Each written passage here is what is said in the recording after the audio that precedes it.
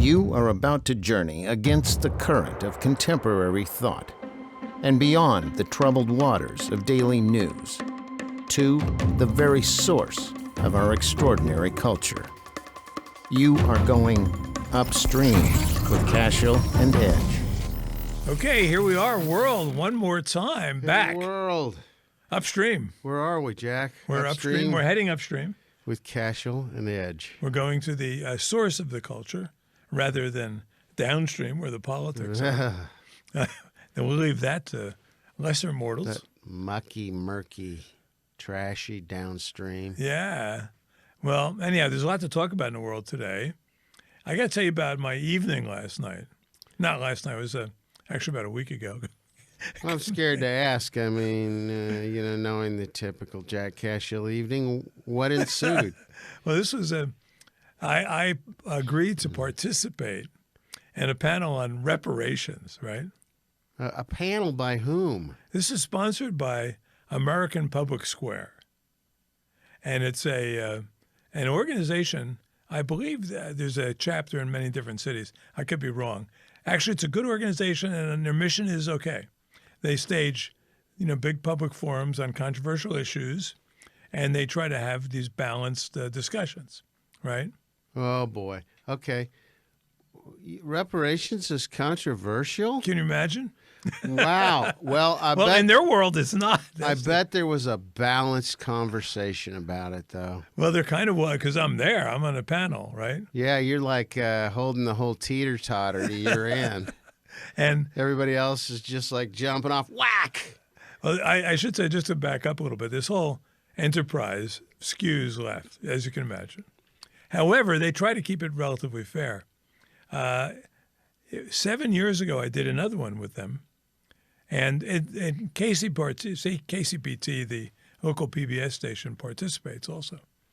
The one I did 7 years ago, they asked me if I wanted to be a panel, and it was called, when I looked at it, I thought it said Muslims on the Metro, right? Mm-hmm. And I'm thinking, why are we doing a panel about Muslims taking buses, I said, I didn't see the special significance of that.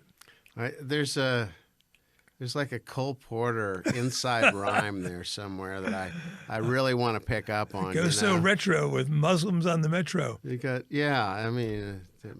But it was Muslims in the Metro. Yeah. And at that time, I'm not telling you something you don't know, but our friends on the left, it's like a fad a year, right? You're the in-group of the year. Easy. Maybe even for the week or the month, right? Oh, yeah, right? It's getting that way, yeah. So at that time, Muslims were the thing, And they were on the panel were me and some sort of fairly benign Republican state representative who was on my side, more or less. Okay. And two Islamic women, some lawyer who was like virtue signaling all night, white guy, and then a moderator who is as immoderate as a moderator gets. But on the positive side, they had a fact checker who checks facts. Is that what they do? Yeah, and not like the fact checkers at USA Today who really just verify falsities and pass it along to Facebook so Facebook could censor you. Oh, no, they had a real bona fide fact checker. Yes. And you know why I know that? Why? Because that fact checker was checked. He was. Checked. I'm not going to go into too much detail on it, but and then so there's, but the moderator was clearly in the tank for the other side, right? Which is problematic sometimes. Except, so he would call me out. And the one thing I remember, just two things. One is that one of these girls was a college student. They're all wearing the hijabs or whatever. They wouldn't wear a burqa. I mean, they were just a hijab, just so they could signal. And she used the word microaggression. And I said, it reminds me of being on the Groucho Marx, when the bird comes down, it's the word of the day, microaggression. You said it. I've never been in a conversation where someone used the word microaggression. The secret word, microaggression. Wow. There you go. Although in the conversation, the conversations that I have where that word comes up, it's always like this, microaggression. It's like a punchline to a joke, but she used it very seriously. I had that realization recently that it was a flagrant attempt at that it was just projection when I realized that they had actually come up with a word that describes what they're doing to everybody. Right. And they got ahead of it before anybody had even accused them of it. Right. They made it all up, and it's like, wait a minute, I'm supposed to be doing what now? I'm microaggressing people? Oh, no, that's what you do. That is right. They kind of macro aggress. They could call you a racist, Right. Islamophobe or whatever. I mean, they have a whole series of words they could call you that are really go beyond micro aggressing. They're really macro aggressing. But you're right. It's a projection. It's like a preemptive attack on you. But anyhow, the highlight of the evening came when I argued, and I was very specific with my facts because I knew that a fact checker there, and I knew he'd be looking for me. So I said they were saying that ISIS was supported by just a handful of Muslims throughout the world. I said no. I said ISIS is supported by the majority of Muslims throughout the Mideast. And fact check, that was the moderator calls it on me, right? Mm-hmm. Fact check. And then he reads the facts and goes, according to the latest Pew research, 60 million Muslims support ISIS, right?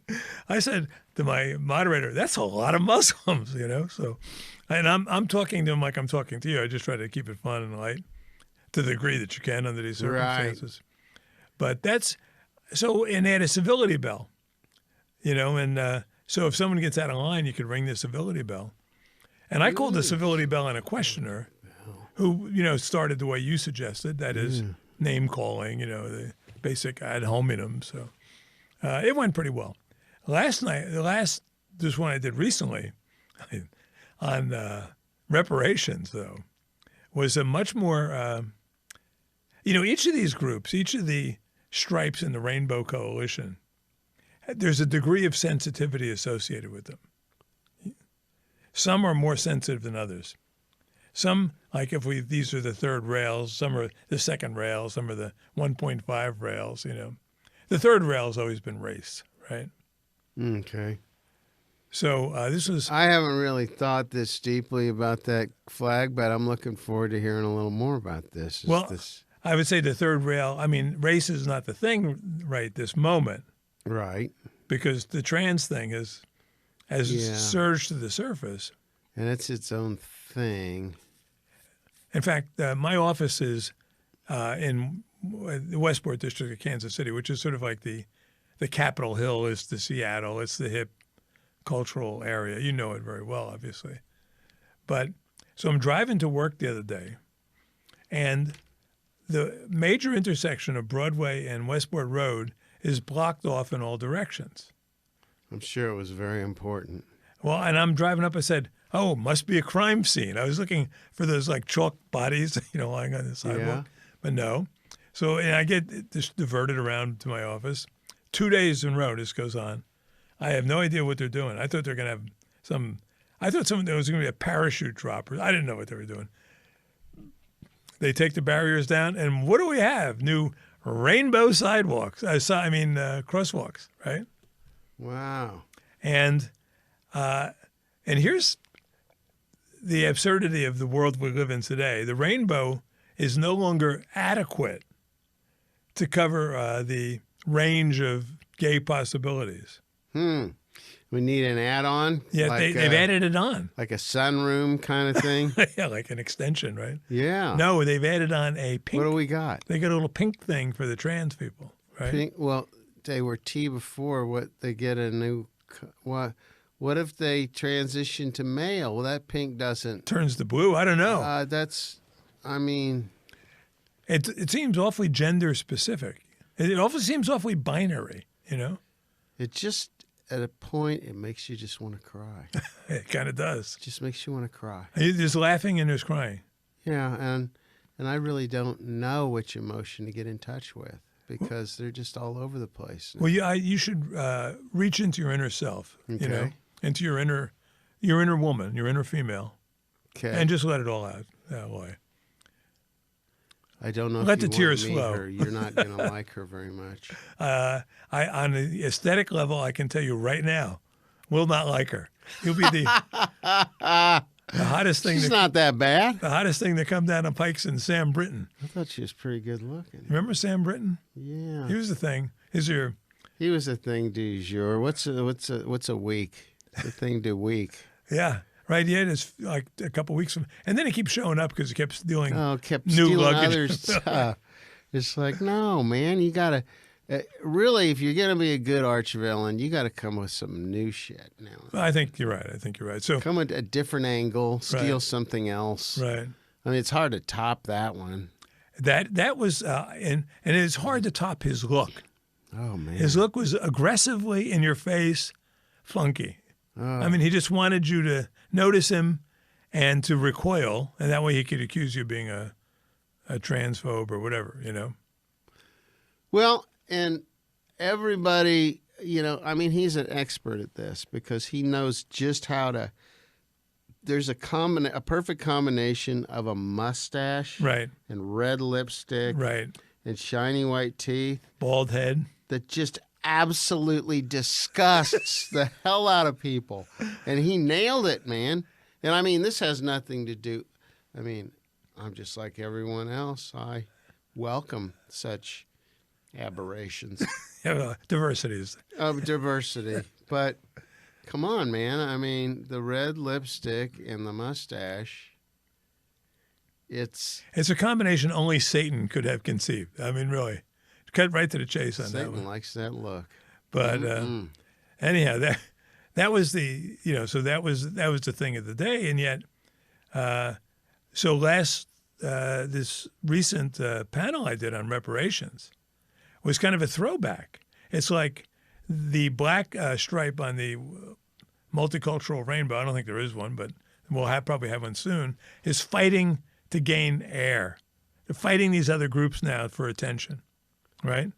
Wow. So, in a sense, what can they do? What can they ask to make us sit up and take notice and say, the most aberrant thing going on right now is not, men competing in women's sports. We have something more aberrant. More and something aberrant. designed to offend your sensibilities even more. More offensive. And that's where we were last night. Wow. And so what is it about you that makes you go, yeah, I'm that guy? It's Kansas City. It's 2 million people.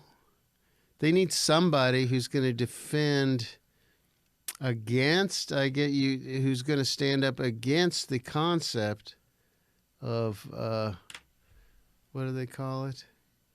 They're giving away money for reparations. Yeah. I mean, it's such a solid idea. You think that, who could they find to oppose such a noteworthy and... I mean, they must have gone through 1,999,099 people to get to you to find somebody who's going to have the cojones to stand up there and say, reparations, bad idea. Yeah, right. Why you? Well, I'm at the top of their Rolodex for things like that, I mean, Things I'm like the guy. that. You slipped out of the Rolodex other than that, though. And when I think of the other causes I affronted, for instance, anti-smoking. Yes. Even though I was a non-smoker, career right. non-smoker.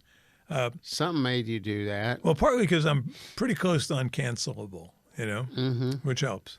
And also because I always like a good fight. I mean, it's my maybe New Jersey background. I don't know. But Could be the Mickey thing, too.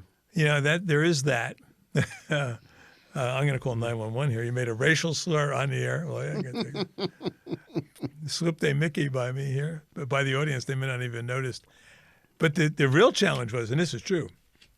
So Nick Haynes, who's the moderator, he's a good guy. Actually. Wonderful Nick Haynes. Yeah. I love Nick Yeah, Haynes. you can even do Nick Haynes imitations. That's right. We've got some very unusual guests this evening. I got one Nick Haynes story. I don't think I told you before. I'm going to get him a new tie, by the way. He wears that tie too much. Go ahead. Nick Haynes is you describe him for him. You know him. He's a happy, positive, friendly, objective, go-getter of a classic newsman. That's right. And he works for the public broadcasting station. Public broadcasting. He elevates that station. That he does. Without him, it'd be on thin ice. He's kind of the face of the station, and that face is kind of a gingerish, baldish, Yeah. Welshish, Walesy, He's my sidekick, man. When we go to those Welsh pubs, I need somebody to translate for me. So Nick and I go, and we like to go to those Welsh pubs and mix it up and get in a brawl or two. But go ahead. Well, some years ago, I had Nick over with his wife over at my house for dinner. Oh, right? They're brawlers. They're brawlers. And my wife said, I have a good friend. There's a gay friend who looks just like Nick Haynes. So I said, let's invite him over and screw with everybody. Yes, you are a fight. You do like to stir it up. And that's what we did. And then we challenged Nick's wife to see which one was Nick. That was they look remarkably alike. And I had never thought of that as a dinner party theme before. You invite people who look like other people, I had one a few months ago. With people who look like yourself? Yeah. Was that the criteria? Bill Nigro has a sister who looks just like a friend of mine. Yeah. Who's one of the yays here in town, and we got them together. Got them together. Yeah. And one's Italian and Irish, and the other's Chinese and Irish, and something just happened, and they look alike. No, anyhow, so Nick everybody's been telling him that. Well, I know. If you look alike, you got to get to know these people. Yeah. So in any case, Nick asked me about a week or so before the event whether I wanted to participate. I just said, sign me up. I said immediately, Yeah. And he was relieved. I could tell just by his response. And then the quest was finding someone else. Oh, man. And it was very difficult for them. Ideally, they wanted someone other than a white man, right? This was going to be a 3-2 panel. Okay. And they already had, and the queuing up on the other side, they're probably fighting people off to get in that. In 2012, they started that line. Yeah, right. And you're absolutely right about that. And then so finally, the day before the event, they called Pete Mundo, who's the Casey Mo talk radio guy. And because I think they had finally broken down and said, no, the only people. He's our only go-to guy. Right.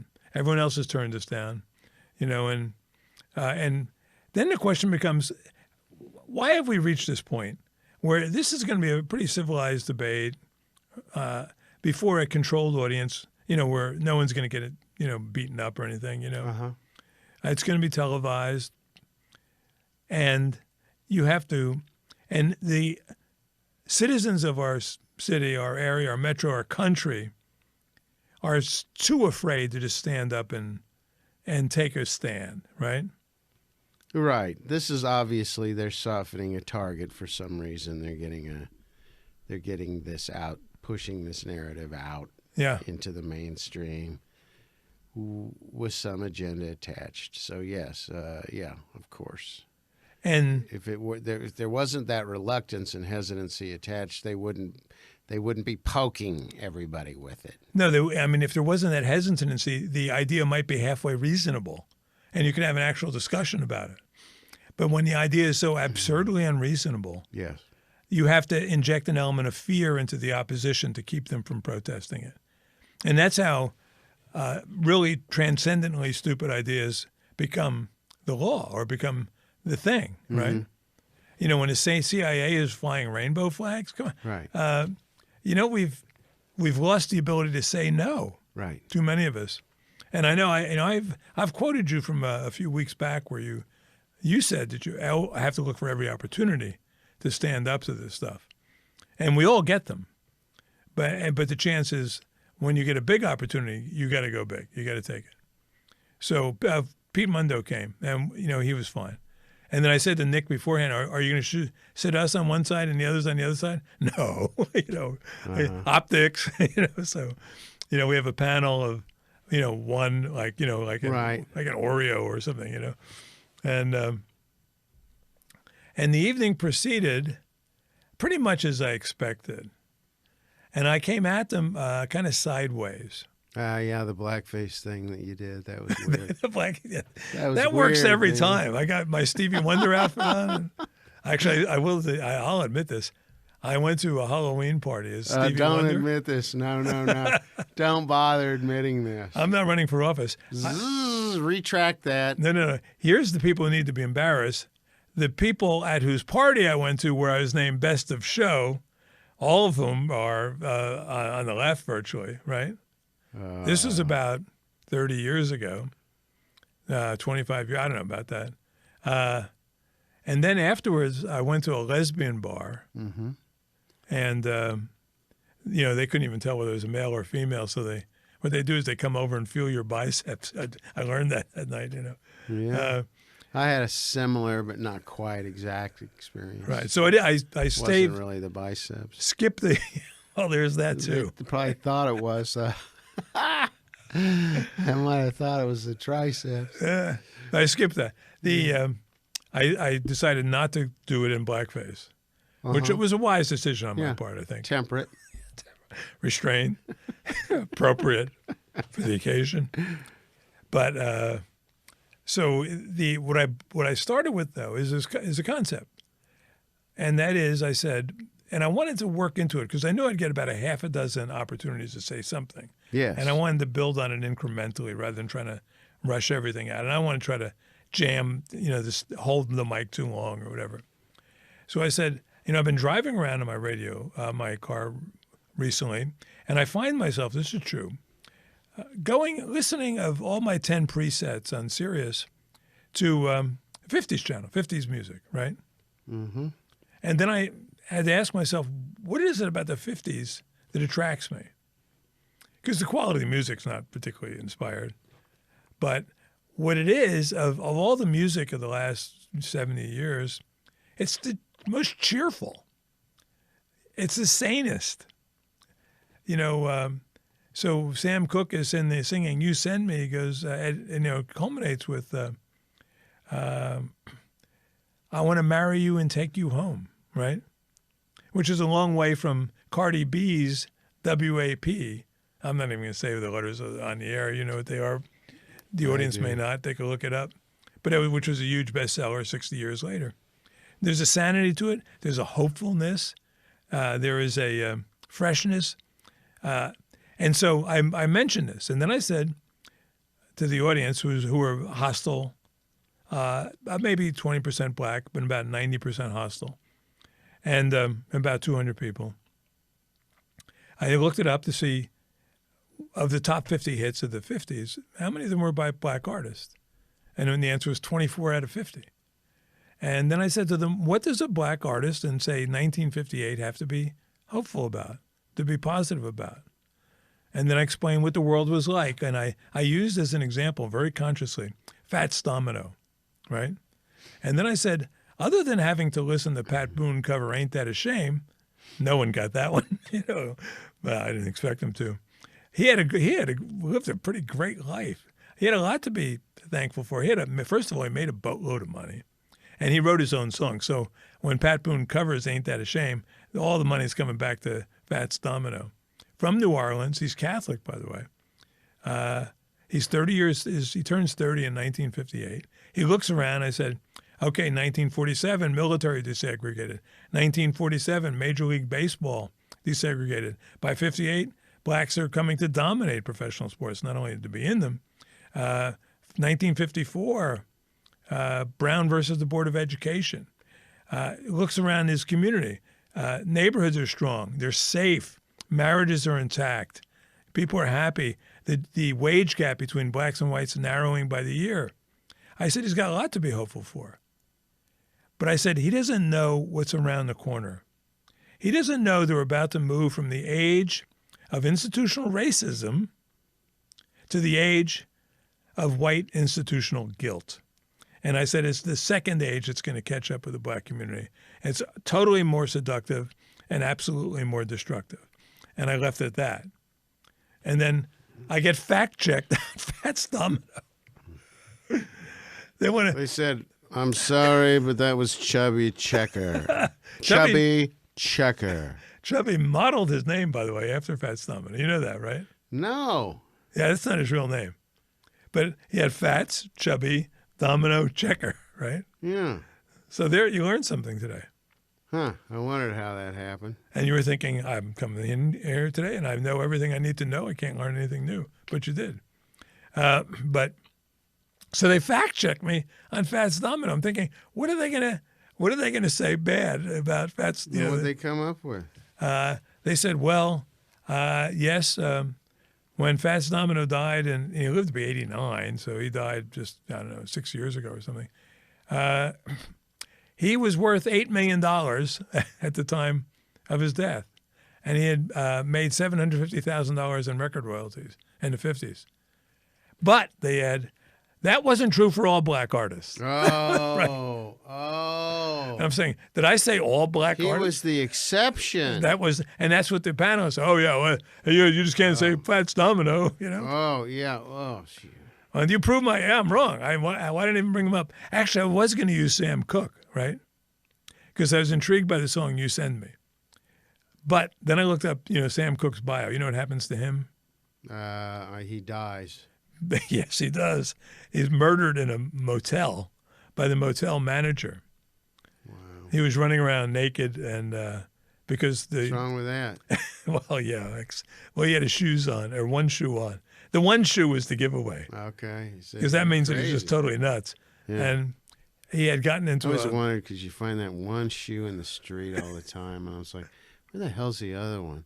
Well, Sam Cooke's got it on, Yeah. and he's running around half naked. and he has all your missing socks too. He probably Yeah. has those. Ugh.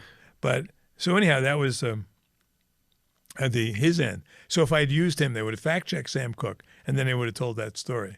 So I went through before my preparation.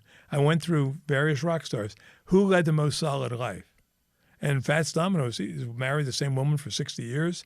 He's a Catholic, from New Orleans, walking to New Orleans, and so I caught him on that one. Want to walk you home. He had a couple of walking songs. Yeah, he did. He walked a lot. Yeah, and it didn't show, No. but that was the kind of evening He it had was. flat feet. Yeah. So whenever I had the chance, and then you had the three panelists, the black panelists, who were all for reparations. Yeah. And the one guy he was older, and he was just repeating the talking pants points he's been saying for the last 60 years or whatever. The rent is too damn high. The rent is too damn high. Those people didn't show up. I was afraid the tenants council would show up.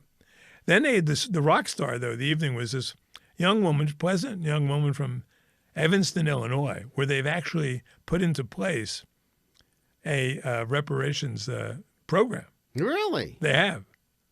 And they fund it by taxing pot purchases, right? No kidding. And so Finally, something that makes a lot of sense. that's what I said. I said, so when Nick asked me, he goes, what would lessen resistance to reparations here? I said, well, if you just want to tax the stoners, that'll ease it a little bit. But so in their program, they focus on housing. You see, in other words, they'd have a hard sell trying to convince people who've been in the country for 50 years that they're responsible for slavery or Jim Crow. So they zeroed in on like redlining or something that allegedly discriminated against black people in Evanston. And so now the money goes to, it was originally to go to home repairs and down payments on loans, and then they realized it'd be just easier to give them cash. So $25,000 a head. That's what they're going to do in Kansas City. Yeah. The money is going to go to this this deal where it comes on. I've seen the commercial. It goes, for better living now and better values later. Called Standard Improvement Company. Call Westport 17100. Well, it'll come down to that. But then, because So that's where all the money goes. Oh, yeah. What do you think? I could I think see it's a down the great drain. idea. Yeah, right. Great idea. Yeah, and then they would, it's hard to listen to what they were talking about because they were talking about such trivia, such ideas that were out of date or inappropriate or Absurd. just Not even worth listening to. There was no engagement. And I knew that from the first question. It's insanity. But then I would wait for them to like give me a setup line. Yeah. So someone would say, and look at all the education. And we need reparations for education. I said, hold it. I said, in 1977, Missouri versus Jenkins, and I have the advantage here of knowing a little bit of history. Kansas City embarked on the greatest reparations educational scheme in world history. $2 billion worth. Total failure. Of course it was, right? And I brought this up. Well, it wasn't done right. But when was that? It lasted from 1977, when the court case was filed, to 1999, when they finally dismissed it. Yeah. And then at the time, I was writing a magazine article. I had the opportunity I was the first person post the resignation from the case of Judge Russell Clark. I went to Springfield to interview him for a magazine article. And we were talking about this, and he said, well, and he was at this time kind of disillusioned with the whole thing, I can imagine. He's a good old boy. He's wearing cowboy boots. He's in Springfield. He's in way over his head in this whole thing. He should have been a guy like, filling out your uncle's will or something, back in Springfield. But essentially, $1 billion has underneath him crumbled and dissipated. $2 billion. I thought it was $1 billion to operate the schools and $1 billion for the lawsuit, but maybe that's right. I know you're right. The money is kind of divided. It's like $600 million came from the Jackson County or the school district, and $1.4 billion came from the state. But it was a $2 billion boondoggle. Mm-hmm. And he said, his intention was to keep it under federal control until the Kansas City School District reached the national norm in terms of test scores. And I said to him right out, I said, do you understand the logic of what you just said here? He said, and then he gave me a double take. What do you mean? I said, by your standard, half of the school districts in America would, at any moment, be under federal jurisdiction. Because half, at any moment, are below the norm, right? Oh, man, we never even thought of they that. Didn't. And that was the sick thing, So when you're speaking to these panelists, numbers are something that simply don't register, right? Logic doesn't register.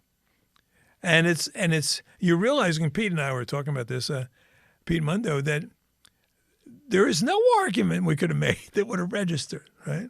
And I think that goes to the whole discussion that you participated in.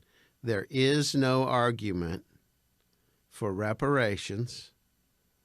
It's absurd from the get-go. There is no way to connect it to anything that's logical. Right. It's completely what it is they're foreshadowing the fact that they're going to pick the table up and they're going to go like this. Right. When they don't get their way. When they don't get their way. Right. And this is what's happening writ large. Every little absurd, non-linear thinking, bizarre economic thing that they put out there that makes no sense at all, everything that makes you scratch your head, they're getting ready to throw the table upside down and run away. Yeah. Because they can't let any of the other things that might happen, including RFK coming into this, changing the dynamics of their arguments that they've so carefully crafted into this Hegelian dialectic, and now all of a sudden their paradox has changed. They've got a new paradox over here. And I mean, imagine what the Kennedys thing is going to throw into that mix. Well, we'll have to talk about that in a future show. Let's do talk about. Yeah, because I'm intrigued by the whole Kennedy thing. But so I'm having fun with these people, and after the first round of questions, Nick is struggling to have one conversation rather than their conversation and our conversation. Oh, I can imagine. Now that's got to be one of the hardest. Yeah, ones and Nick, how Nick is. He made a manful effort at it. Yes. But so I'm thinking, well, one thing I could do is I could plug my book, right? So, and it was in context, because all along I was saying, okay, what I said is, the age of institutional white racism produced heroes, people who resisted, as they should have, people who were martyred for their beliefs. I said the age of institutional white guilt just produced opportunists. And I didn't want to go into names because I knew that would really flip them out. But, it's a long way from Martin Luther King to Benjamin Crump. But that's where we've come. Or from, Malcolm X to Al Sharpton, right? A bunch of grifters. And so I'm making the argument that what happened with the New Deal is that the trade-off was, we'll give you this money. You just got to get the old man out of the house. Because this money is only available for single moms, basically. So you get Medicaid, you get food stamps, you get the AFDC, you get rent subsidies. Just get rid of the old man. And the net result is the families collapse, and then the neighborhood collapses, the crime shoots through the roof. And then I said at one point, and as a result of this, I said, hang on here, these are the real numbers. And I dared them to fact check me.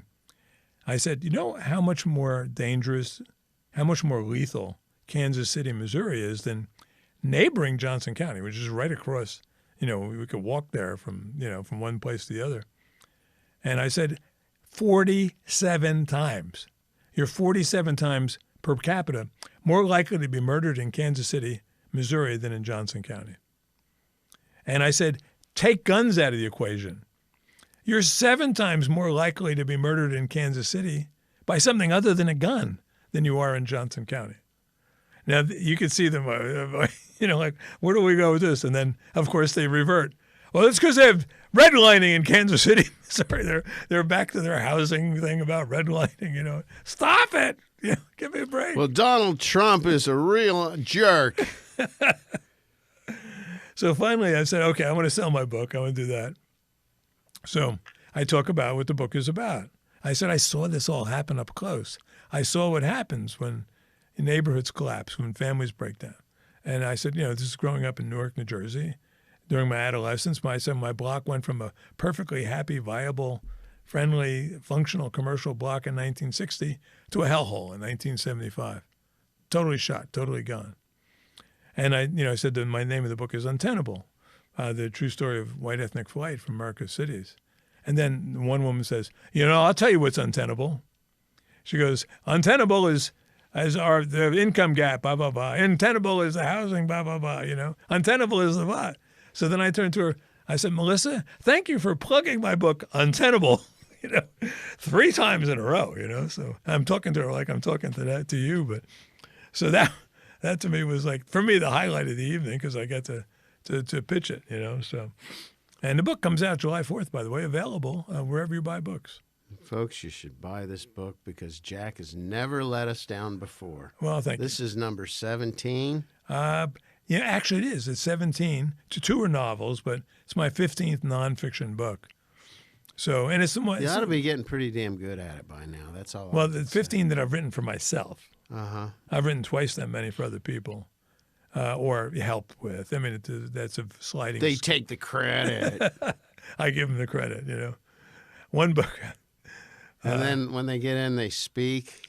They're on the book tour like C-SPAN. Yeah. And it's really unseemly the way you get behind them and you go, I wrote it. That's just, That's like crazy. the guy who wrote Prince Harry's book, Spare, right? I don't know about that. Prince Harry had a big bestseller called Spare. Really? And his ghostwriter writes a big essay in The New Yorker about how he did it and how he kept Harry in line and how he slapped him down when he tried to change his ideas. I'm thinking, why do you hire? It's a ghostwriter. You're supposed to be a ghost, like Casper, the friendly ghost, not this aggressive know-it-all ghost, like those other nasty ghosts that, did they have names? Oh, yeah. Remember those ghosts? Casper is this little cute little. Oh, yeah. He's got. Look like a little snowman or whatever. Yeah, they had names. And they weren't good names either. They had pointy heads like Mephistopheles or something. Yeah. So anyhow, that wrapping it up was, Nick did it. He did his best he could to wrap this up, and so I decided I'd walk out among the crowd just to see what kind of response I got. Boo. Well, I'll tell you the one thing I said that got boos, but let me go. I'll come back to the crowd in a second. And we're running out of time, and now I'm just trying to provoke them. And I've also gone through the thing. Let's see who's responsible for this. Slavery, that was the Democrats. Yeah, right. Who started the Civil War to protect slavery? That was the Democrats.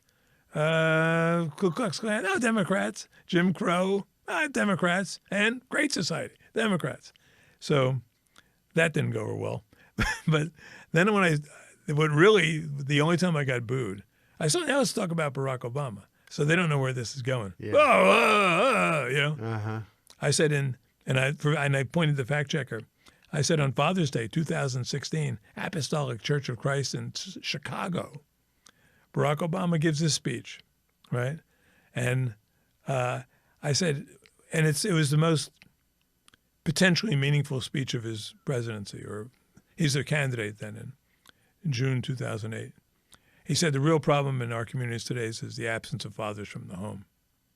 The fathers are not living up to responsibility. They're behaving like children, not like men. They're abandoning their families. And then he goes through the litany of the results of this abandonment.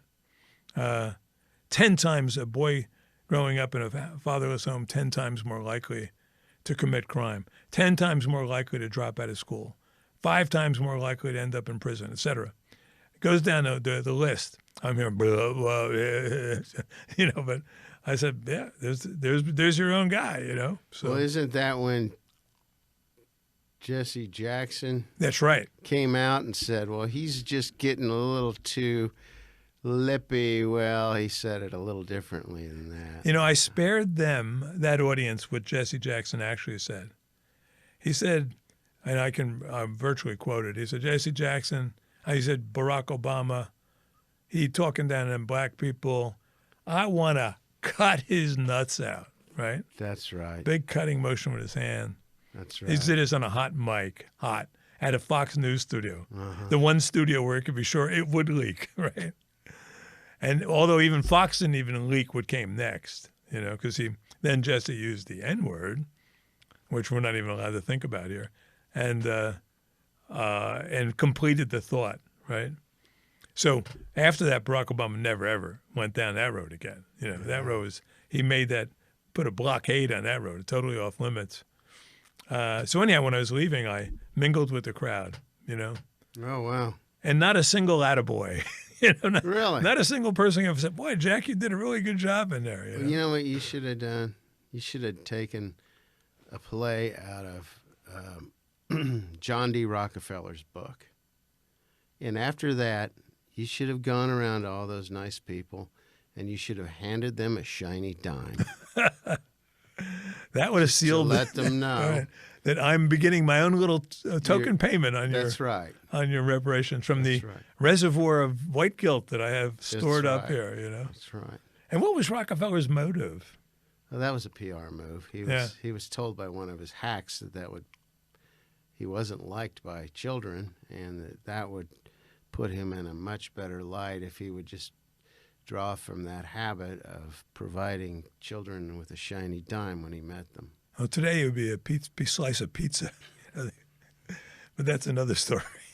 We're going to do a show on that one, but we'll have to wait a week because we're running out of time here. We can't do Pizzagate stuff. You don't think so? No, it probably will get bounced. I got a call from the head guy, Mr. Big. Yeah. He said, no more with pizza. Yeah, no, it's not true. No more. Right. Because that's a story that needs to be told, and it will be told one day. But it's yes, it will, and and it'll be Alex Jones that tells it. It's probably right, and half of America will say you're crazy until their child is snatched. Hey. On a cheerful note, we'll be back next week. And until then, Roy, thanks for being such a good sport here today. Always a pleasure. Always a pleasure. And Carly, thank you. And thank the good folks here at Real Media Studios in Overland Park. Excellent facility. Comprehensive, does everything. and they're good people. They We're good tolerate us. friends. I mean, how much more? What more solid sign of goodness could there be than their willingness to tolerate us for 45 minutes a week? I can't think of anything. No, that's it. That's a Proof positive. This is the litmus test. ticket to heaven. Yeah, it On the is. way, right? No It is. purgatory, Nope. right to heaven. Hey, thank you guys. Appreciate it. We'll see you all next week on Upstream with Cashill and Edge.